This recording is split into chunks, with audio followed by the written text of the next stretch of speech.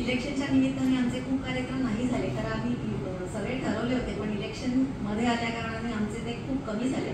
तरी आपण अभ्यासकडला अजित देशमुख नावाचे इन्स्पेक्टर अलिबागचेच होते, त्यांचा शिक्षक पण पुष्कळ होते तिथले, आणि तो एक आमचा रिसेंटली झालेला मीटिंग खूप छान झाला होता. सो नॅचरली आता आम्हाला ती माणसं आहेत की जी वेगवेगळी कामं करतात आणि म्हणजे अनहर्ड ऑफ गोष्टी करतात. जसं मागच्या वर्षी तुम्ही वेदला आला असला तर तुम्ही बघितलं असेल की आमच्याकडे आलेल्या त्या मिसेस अमिता देशपांडे. मिसेस अमिता देशपांडे या बेसिकली इंजिनियर होत्या. त्या अमेरिकेत इंजिनिअरिंग करून मग त्या परत मायदेशी परत आल्या. त्या होत्या ॲक्च्युली दीव दमणच्या, पण मग त्यांचं लग्न होऊन त्या पुण्याला आल्या आणि आता त्यांनी इतकं सुंदर ते चरखा सुरू केलं आहे त्यांचं की प्लास्टिक सगळं गोळा करून त्या प्लास्टिकचं ते चरख्यावरती दोरा करून त्याचं फॅब्रिक करून मग त्याच्या अनेक गोष्टी त्या करून हेही त्यांनी त्यांचं प्रदर्शन मांडलं होतं. म्हटलं की अरे ह्यांना तर आपल्याला गेट फॅकल्टी म्हणून घेतलंच पाहिजे, आणि त्यांनी लगेच ॲक्सेप्ट करून त्यांचाही कार्यक्रम खूपच छान झाला होता.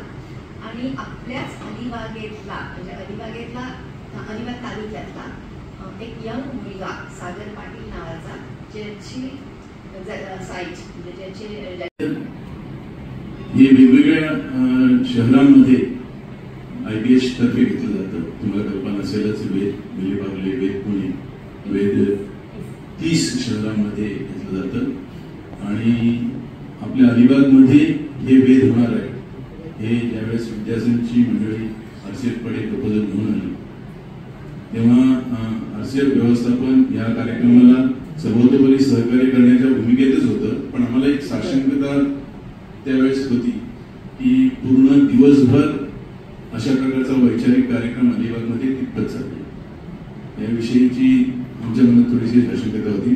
पण जसं की तुम्हाला कल्पना आहे की RCF व्यवस्थापन हे अलिबागमधल्या नव युवकांसाठी जे कार्यक्रम चांगले आहेत, त्यांना दिशा देणारे कार्यक्रम आहेत, त्या पाठीशी RCF या भागातली एक मोठी कंपनी म्हणून नेहमीच उभी राहते.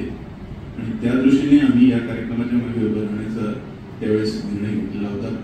आमचे चेअरमन आणि मॅनेजिंग डायरेक्टर SC मुरगेकर साहेब यांनी त्यावेळेस आवर्जून सांगितलं होतं की अतिशय चांगला कार्यक्रम आणि मुलांना करिअर गायडन्स करणाऱ्या संस्थेतर्फे केला जातोय, म्हणजे नक्कीच युवकांना एक दिशा देणारा हा कार्यक्रम असेल तर आपण त्यांना सहकार्य करूया.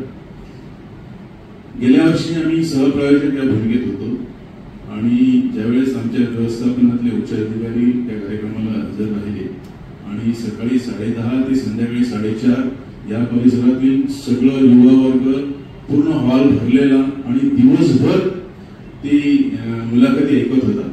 जसं आता याला कोणी सांगितलं की अमिता देशपांडे असतील, प्रसाद गावडे असतील, आनंद मल्लिगावड लेखमॅन ज्यांनी आपल्या हे केलं त्यांची मुलाखत असेल, किंवा हॉलिवूडचे आर्ट डिरेक्टर ज्यांनी 0 Dark 30 सारखा ओसामा बिन लादेनवरचा जो सिनेमा किंवा सगळ्यांच्या कल्पना असेल त्याच्यासाठी त्यांच्या आर्ट डिरेक्शनला ऑस्कर नॉमिनेशन मिळालं होतं.